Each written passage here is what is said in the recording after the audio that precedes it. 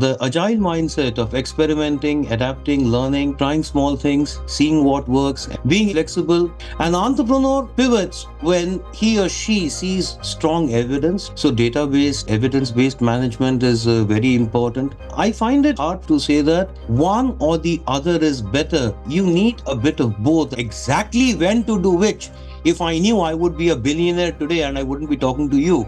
But I would say that an entrepreneurial mindset is something that requires you to be able to wear multiple hats. It requires you to take a guess on when I need to double down and follow the path that I've chosen at this particular stage. Professor Shantanu. Welcome to Thriving in the Age of Disruption podcast series. You were my professor at SMU, Yes, please. and I'm looking forward to our discussion. Same. So, I started this podcast in 2021 whilst we were all in lockdown. Mhm. The idea was about getting change makers like yourself to share what you do and how you look at life so that you can inspire and motivate others. So, personally, Shantanu Bhattacharya grew up in Mumbai, studied in the US, worked in France, the US, and Singapore. Husband, father of two lovely kids, family member, good friend to a lot of people. Professionally, I'm a professor of operations management right now at Singapore Management University and deputy dean of education at Singapore Management University.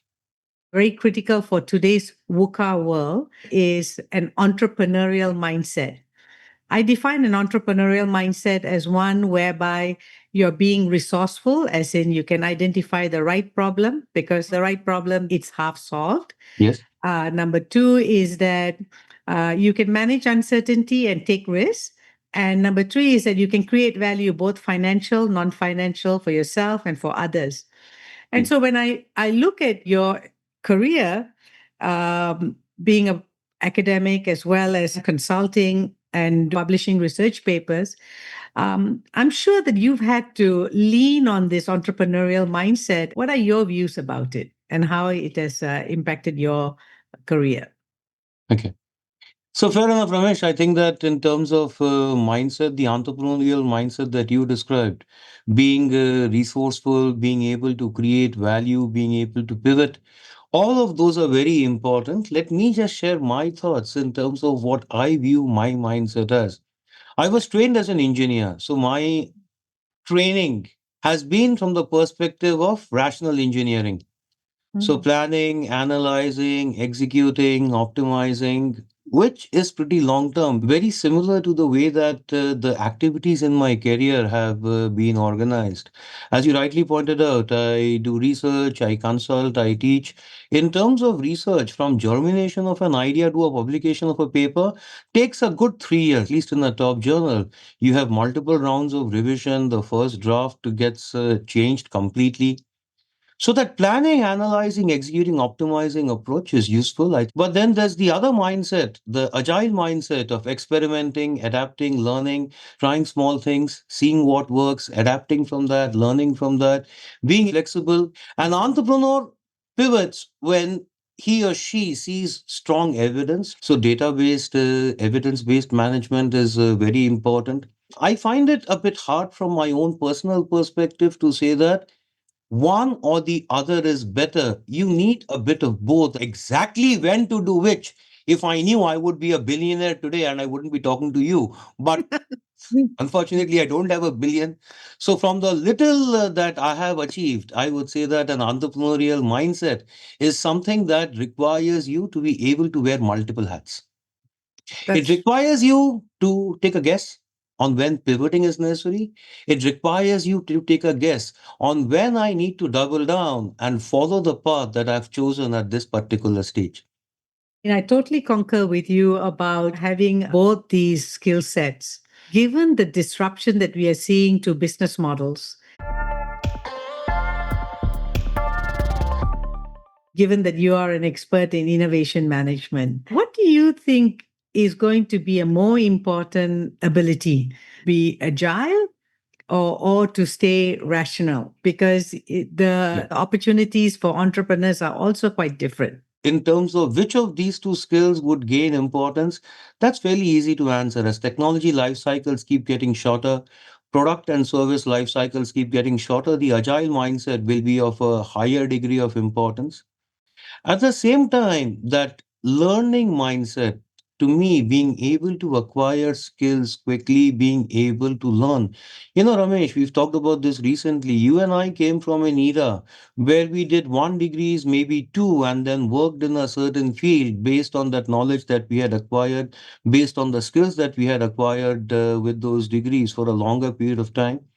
The learning in the future will not necessarily be aligned to degrees, to formal education. It will be aligned much more to informal education. We already see that at universities. We already see that bite sized learning, that chunkified learning taking precedence over a long term degree. The degree is very important in terms of getting certain skills like critical thinking, analytic skills. But the ability to learn new skills, the ability to be able to change continuously, the ability to think critically has to be augmented based on the advent of new tools, of new technologies. So, to give a hard answer to your question, I would think that the agile mindset will take precedence in the future. At the same time, the ability to have rational skills will also be important. Maybe the depth will not be that easy to acquire as it was for our generation, simply because to have really deep skills in any field requires that field to be in vogue for a longer period of time. And more, what we are seeing is that at least in fast moving fields like technology, the knowledge that you acquire gets obsolete very quickly. Right. So, the rational engineering skills will still need to be augmented every few years, but the continuous training, the agile mindset probably will take precedence in the future. Mm, right. What then is your hope or aspiration for your children who are probably entering the workforce in the next 5 to 10 years? I think the word should be what is my fear for my children rather than hope for my children, given this kind of environment. The answer to that question, quite frankly, to my mind, is twofold. For a good part until the 19th century, the skills that people had were learnt as apprentices, they were learnt on the job. And Yes. then during the 20th century, that paradigm changed. The paradigm became one of mass education, university based education, education being tightly linked to work opportunities. So, if you take a look, at least for the last 100 years, the paradigm has been strongly true that a higher degree of education is an aspirational necessity to a higher lifestyle of living, right? So, Right. basically, the two of them were very inextricably linked. And to my mind, that will become a bit more loose. The need to be well trained, the need to be formally trained to have a good career, that will become a bit more loose. What will take precedence instead is the ability to understand the needs of businesses, the needs of markets for the individual and for society. Society basically has taken a viewpoint that we will have some degree of redistribution of wealth through the structure of taxation of organizations and individuals. So there is some degree of redistribution of wealth in the form of creation of infrastructure opportunity. Okay, that will change. I don't think that we will be at a stage anymore where we will have the ability to have the free market dictate what each individual needs in terms of skill, because by the time the free market reacts, the world has already moved on. So the lead time of the reaction of the free market versus the lead time of the reaction of the consumer market, I don't think that the pace of these will be as synchronized to each other as we've had in the past. So the needs for consumer markets will move more quickly. So, in terms of gathering skills, the core skills of critical thinking, of pivoting, the of learning on the job will become much more important as jobs change. The ability to learn on the job becomes much more important. The ability to sort of train formally takes a backseat. My viewpoint is that the need to go to a top class university for a top class degree, that's becoming less and less important. I don't think parents should worry so much about which university my child goes to, what is the field that my child has, because you don't really have visibility into what field will be important. Plumbing feels like manual skill labor. They just might make a comeback. There's a lot of talk about the fact that AI can take over a lot of mid-level supply chain management jobs, but AI cannot do plumbing for you. Robots cannot have the That's right. judgment of what to do in terms of clogging a leaked pipe. There you will need some kind of human judgment. So again, the answer to that question is not very clear to me. All I know is that there will be many more opportunities for you to make mistakes and learn. So the ability to experiment, adapt, and learn, that agile mindset becomes even more important. You basically go for some kind of formal training. I don't think that I would tell my children to sort of eschew university completely and move on to a plumbing diploma or whatever. But what I would say is that don't assume that you will do this for the next 20 30 years of years. your life. What will more likely be true is that you will do this for a shorter period of time and then move forward. In our consulting, the focus is very much on a learning organization, that people are learning from the mistakes and the things that worked well and embedding it back. At one point of time, the degree of control that we exercised on our environment was higher. As the environment moves faster, that degree of control goes lower and lower, which is actually a good thing. Because in the past, we could always say that we made these mistakes and why did we make these mistakes? We could blame ourselves. Now that necessity to blame ourselves is also getting Yes. weaker and weaker, because there's only so many things that you can control, right? There's only so many things that you can predict. The nature of disruption is that it's cyclical. Everything will get disrupted. What can be standardized will be standardized.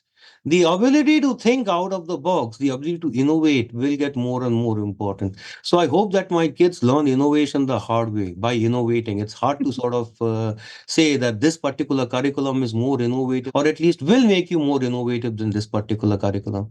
Life's hard knocks have to teach you how to innovate. Hmm. It's interesting that you would call out disruption and life's hard knocks as the secret sauce for people to learn to survive this new world. Mhm. The second mindset that I talk about is the crisis ready mindset. A failure or a setback, and have built the coping mechanism or have a support structure to be able to navigate that. Mhm. The people who do that successfully are those who have developed it from young. Either you have some daily practice, or, like you said, had life's hard knocks. What do you think is going to support someone to navigate crisis effectively? And maybe you can share from your own experience, professionally or personally. So the good news about working at a university, Ramesh, is that crises hit universities very infrequently. In fact, when the economy goes through a downturn, the enrollment at universities increase because people come to universities to reskill themselves during times of downturn. So yes, like everybody else, I've had my share of personal and professional crises. From my perspective, the most critical elements in terms of getting over crises, being able to understand crises, is first of all, develop a philosophical worldview. What can go wrong? Often, in my own moments of worry, I ask myself the question, what exactly are you sort of worried about? I mean, take a look at the world. The world has so many crises. You have people who don't have access to basic water. You have people in war zones who, until yesterday, had a job, had a family life, and today they are refugees in some other country. So, whatever misfortune you have, there is always somebody else's crisis that gives you a sense of proportion, that gives you a sense of perspective. I think that sense of perspective is very important. I think that we need to sometimes just stop and say we should be grateful for what we have. And we have to realize that life works in a continuum, that there will be continuity, that there will be things to happen after this.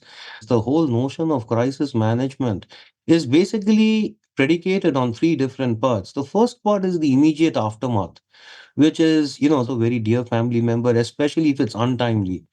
I have lost my father in 2020. He passed away at the age of 88. It wasn't really a crisis to me, simply because he lived a very good life. But when there is an untimely loss at that time, I can understand fully that people go through a severe crisis in life. And what would that person have wanted you to do? That person would have wanted you to go on, continue. You don't live your life just for yourself. You live your life for an entire ecosystem. You live your life for an entire society surrounding you. When you take that perspective, that whatever crisis I had, I still have responsibilities. It's very important in the immediate aftermath of any crisis to stay grounded to the fact that, yes, one part of my life has been upended, but there are other parts of my life that I should be grateful for that are continuing as normal. And for every dark cloud, there's also the silver lining. There will be opportunities in the future. So that's a question of faith, of belief, the ability that you have to bounce back. You have to believe in yourself. I don't think that that belief is unjustified. You may never get back to whatever ambition you had, whatever standard you had earlier, but that's unimportant. You're making these standards up for yourself. So Mm. it's important to be able to say that there is always someone not as fortunate as you. And that person who is not as fortunate as you should also be a benchmark in that you got more chances. Make sure that you keep continuing on the chances that you get, because not everyone is as lucky as you. Right. Very interesting. You've called out a couple of interesting counterintuitive thoughts for people to look at crisis. First of all, you said, what is there to worry about? Because what may be a crisis for you in the larger context might be a very small thing. Number two is that you also talked about what happens after, because we don't live for ourselves. We live in an Yes, ecosystem. We're a absolutely. mother, we're a sister, we're a daughter. Yeah. And there are other people who are also looking for our leadership, for our guidance. And in that crisis, if we let everything go, then we'll do further damage. We grew up in a resource constrained environment. Ah, that's true. And often, what I think is that I have all these thoughts as you, that our parents, of course, claim to go to school literally fighting crocodiles and storms and lions on their way to school and back with three siblings on their back and so on. Of course, they made their life seem a bit more difficult compared to what it was. And sometimes we should not get the impression that our children have lives substantially simpler than ours. From the current generation's perspective, I think the plethora of choices that they have makes it a bit harder for them to focus. And I'm not so sure that they are that different from our generation. And there are hard knocks to be had for all generations. From my perspective, my primary thinking has been that with respect to my next generation, my children, my nephews, nieces, and so on, try not to focus so much on the fact that their life has been easy. Try and understand what their difficulties are. At Mm. one point of time, we used to have a social life that was almost given to us. I grew up in an environment where I had 20 kids of my age. We used to just go down from where we were living, and then there were 20 kids playing over there. We just became the 21st. We ran along with the ball. And in today's nuclear families, in today's families where distances between neighbors is increasing, that socializing is something that they are missing. So, how do we get that level of social interaction? How do we get them to appreciate the value of social interaction? How do you get them to appreciate the value of being able to sort of talk to people you don't know that well, but be able to lighten yourself, to be able to have a more open relationship, to be able to be asked for a cup of sugar when you run out of sugar in your home? All these things are things that we had to sort of as advantages in our generation that they don't have. So they are fighting a very different set of battles compared to the battles that we fought in our generation. So see is what are the challenges that they are facing and how can we help them in terms of overcoming some of these challenges. Technology interaction, the current generations, they connect much more over technology compared to face interaction. I think we are all worried about the fact that the next generation does not have that personal touch that we had. Most of the sort of the connections that they have are via technology. Maybe that is something we need to embrace and see how to make those connections healthier, how to sort of use those connections so that they can be closer to each other. It's not always about economic well-being or opportunity. It's about understanding that as generations change, the hardships that they face change. Mental health, definitely, it's something that at our generation, we didn't even recognize it, right? I mean, most Yeah, people of our generation, we laugh. If I told my mother that I was depressed, she would slap me, and then I would sort of say that, hey, I'm not depressed anymore, that's whatever. true. But it's a fact that mental health is a big concern. And the general consensus that it's just an issue of the younger generation simply not true. It's something that we had, and we were just not taught how to deal with it. How do we equip our next generation with the ability to have that resilience, to have that mental health? These are still things that I'm not sure I have very clear answers to, but I'm definitely looking for those answers. You've called out a very important aspect of generational transition. And we work with family businesses. That's also their greatest challenge. It's the miscommunication that happens and the conflict that arises due to multiple roles that individuals play, or what they perceive in terms of expectation. At the heart of all this is perhaps learning to communicate openly Yes, in a absolutely. way that does not hurt each other and diminish each other, so that at least we can keep the relationships intact. In our consulting, we focus on resolving the conflict and restoring trust.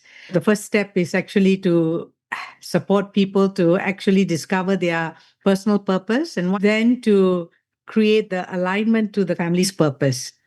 In the past, 15, 20 years ago, we just cascade the vision down. But today, it's more of an alignment process where there has to be ownership with all parties that have a seat at the table together, co-create something for everyone, both the older generation and the younger generation, to actually change. Very fair. In terms of family businesses, the challenge is indeed, as you rightly pointed out, the paths taken by the founder's generation and by the next generation are very different. The founder took the stairs. So the founder walked from customer to customer, found out pain points, then came up with an initial solution at a very low scale, and basically managed to find a solution which he or she or as a family diligently scaled to some degree of success. And the next generation, they have taken the lift. They have not gone through this sort of process of going from customer to customer, traveling in foreign countries, looking for products to trade with in my home country, and so on. So they have basically come up and grown up in a world where this is the current status.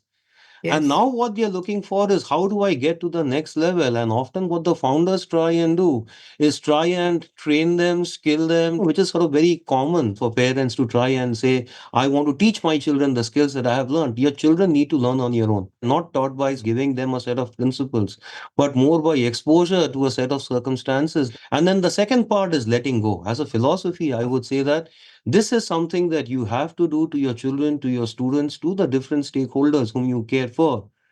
You can only bring the horse to the water, you cannot make the horse drink. Right? You should not try to sort of force your thinking. Everybody has a learning journey. This notion of I want to make an impact on society. I read up a lot on the vastness of the universe. I strongly believe that by Bayesian inferencing, given the fact that we are here, there is intelligent life in the universe that can reach us, but they leave us alone. They are not trying to make an impact on us. They are not trying to make us more sustainable. They are not teaching us how to save the earth. They are leaving us to do it for ourselves. Yeah. Shouldn't we offer the same luxury to our Mm. stakeholders? Shouldn't the philosophy be that, we will do everything we can to help you in your journey, But at some stage, my role is not to make an impact on the world. My role is to give agency to the world. My role is to basically let the world make its own decisions. I don't have the right to try to impose my values, my beliefs on others. That is not impact. That may be something that's good for my soul, but it is not good for others. Let people make their own mistakes. I think that's a very important part of learning. As the previous generation, we can only sort of provide all the tools, provide the different resources that the next generation desires. But I don't think that we've done so well in our own lives as a generation, as a society, as individuals, that we know the best answers to everything. So I think what we ought to do is let them live their own life. Making impact may not be the best goal. Giving people the ability to shape their own lives may be a better goal. Hmm, hmm, hmm. So there is a very fine line, right, between making impact and letting them shape their own lives. Yes. What do you mean by that? I mean, this very goal of making impact basically says, I want to work for the betterment of society, of the environment. To me, that goal is a bit misplaced. It's a bit challenged. For a simple reason, what exactly do I know about that impact that I want to make that gives me the authority to sort of impose my sense of values, my sense of beliefs on the other stakeholders in my community so that I can make that impact? What exactly is making impact? What exactly is working for the betterment of society? Is it, economic upliftment? Am I really sort of doing the best thing for my kids by trying to make them go to the best universities and then having the best lifestyle? Because that connection between universities and lifestyles is something I know to be true in my generation, may not be true in their generation, right? Mm. So those are the kinds of things I mean that when everybody talks in a generic sense about making impact, doing good, what exactly is good, right? As far as that good is giving opportunities to others to make the choice, that I think definitely is good in my own books. But as far as it's making choices for others in that this is good for you, that does definitely does not work for me. Yeah, yeah. Where are you in your spiritual journey? And what's spirituality for you? A determined pursuit of amber colored liquids that keep me in high spirits. That's spirituality for me. On a more serious Serious note, note. pragmatism, being solidly grounded, is spirituality. Living my everyday life with a sense of purpose is spirituality. Being authentic to myself is spirituality. The way to transcend my disappointments, the way to sort of go over whatever I faced in terms of crises, move forward, be a source of strength, be a source of resources to my near and dear ones, have that connection to my family, to my friends, to society. Those to me represent spirituality. I'm not particularly in search of God, I'm not particularly in search of meaning. I do some things every day, and those to me are heavy in meaning. Am I happy waking up? Am I happy going to my job every day? Those to me are sort of questions that I address when I look at the big picture. Am I happy in what I am doing? I absolutely think so. The world goes on, whether I sort of start thinking about, am I really adding value or not? Those thoughts will not really add value anyway. Adding value is something I do in my everyday life. When I tie my son's shoelaces, when I take my daughter to her tuition class, I do add value in everyday small things. The small things add up to the big things. Keep grounded, don't look for meaning because large scale meaning, there is no meaning. As far as that is achieved, that to me is spirituality. Mm.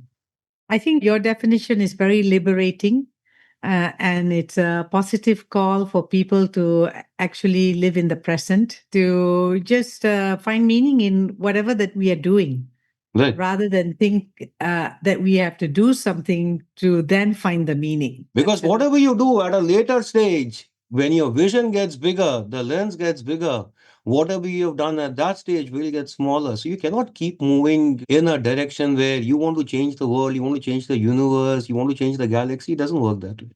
You have your small microcosm. If you can make positive change in your microcosm, you're doing well already. Awesome.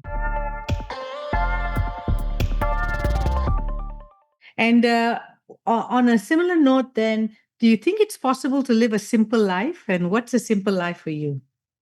Oh, absolutely. I mean, to me, a simple life is as simple as myopic focus, one step at a time, no overthinking.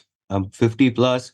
There are times, what have I done? Really, have I done anything? No, I've not done anything, but I've not done much damage too. That's how I console myself. So there are positives to not doing much damage to society, to nature, to others, and so on. Okay. So I think that living a simple life starts with taking one step at a time, being grounded, being pragmatic, being myopic. Of course, the things like aspirations, like everybody else, I enjoy my business class travel when I get it. I enjoy my economy class travel when I get it.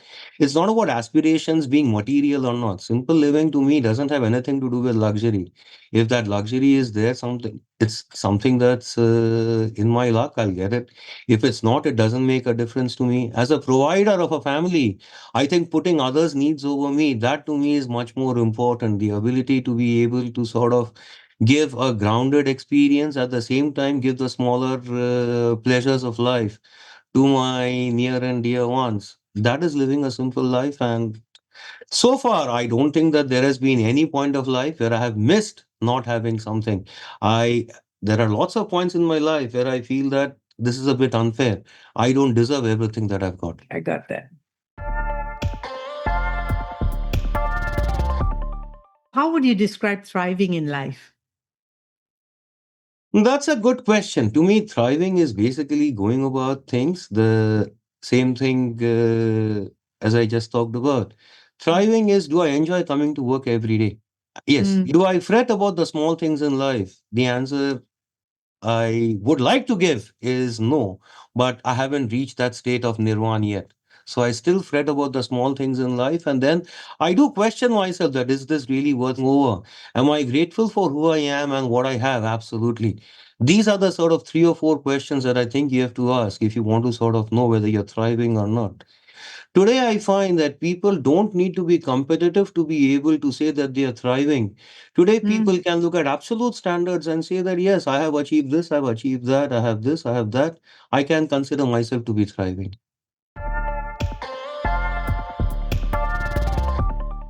Okay, I'm going to ask you some very quick, fun questions. What's your favorite book? My favorite book is an operations management called The Goal by Eliyahu Goldratt. And if you could have dinner with anyone, who would it be? APJ Abdul Kalam. Oh, what would you ask him? I would ask him what motivated you all your life. He was an orphan. He studied at the Ramakrishna Mission. He did everything in life without having aspirations to what he wanted to do. And he eventually achieved more compared to what all of us do in several lifetimes. Mm. So, to my mind, that link between achievement, aspirations, and just loving what you do is best exemplified by him. You don't need to be sort of competitive. You don't need to be aspirational to be able to do good. That's right. Mm. And if you can have a superpower, what would it be? World peace, take away child hunger, the Really? usual stuff. I mean, super strength is not really useful. A large amount of wealth would make people envious. And then I would sort of be always scared of who's trying to scam me out of my wealth, right? Yes. So Yes. just the regular things, trying to make everyone have The basic amenities collective. would be good enough for me. Right. And, what's the best advice that you received in your life? It's from Professor Sarking. The small things take care of the big things. Don't Ah, fret about the small things. Okay. There is some kind of balance in terms of fortune. Small pieces of bad fortune make way to large pieces of good fortune at a later stage. So That's don't good. fret the small things. I think That's that's very telling. That's very profound as well. What's the world of operations management and how does that impact our life? Well, operations management is everything that's value adding. Operations management is the understanding of processes to be able to convert inputs to outputs. So, any product, any service, any software is a part of operations management. Operations management is the study of processes to be able to take a process perspective. If the process is good, then the outcome is good. Life is a process. The outcome is the same for everyone, right? I mean, we all end up, we come from dust, we end up in the dust. But the process is what makes who we are. So, operations management is the study of all processes. Using a process perspective, we take a look at different activities in all value adding organizations, manufacturing services, software, and see how we can use process improvement principles to make processes better. Then what about supply chain management? Supply chain management is the integration of processes at different organizations. So, for example, if you take the journey of any product or any service, from raw materials to finished goods for a product, from the base information and the base customer to the delivery of the service, you go through a series of different steps. Now, for a very simple product service, all those steps may be performed by one organization, in which case we call it process management at the operations management level. In most cases, for complex products and complex services, the value adding steps are done by different organizations. Right. So, supply chain management is the study of processes at multiple firms in terms of the conversion of raw inputs into final outputs. Okay. How do these firms work with each other, coordinate with each other, make sure that the processes that each one of those companies have and the outcomes of the organizations align perfectly to create value for the final end customer? Well, thank you for, sharing your experience in this area. Shantanu, I appreciate that. I've come to the end of our podcast. Thank you so much for your time. Thank you. Take care. Dear listeners, if you've been listening and enjoying the Thriving in the Age of Disruption podcast series, as well as our Mastery Effect podcast series, we'll appreciate it very much if you can share with us the topics that are close to your heart so that we can source the relevant experts and change makers and have them be on our show. Do comment below and let us know where you are commenting from and what is it that is of biggest concern to you.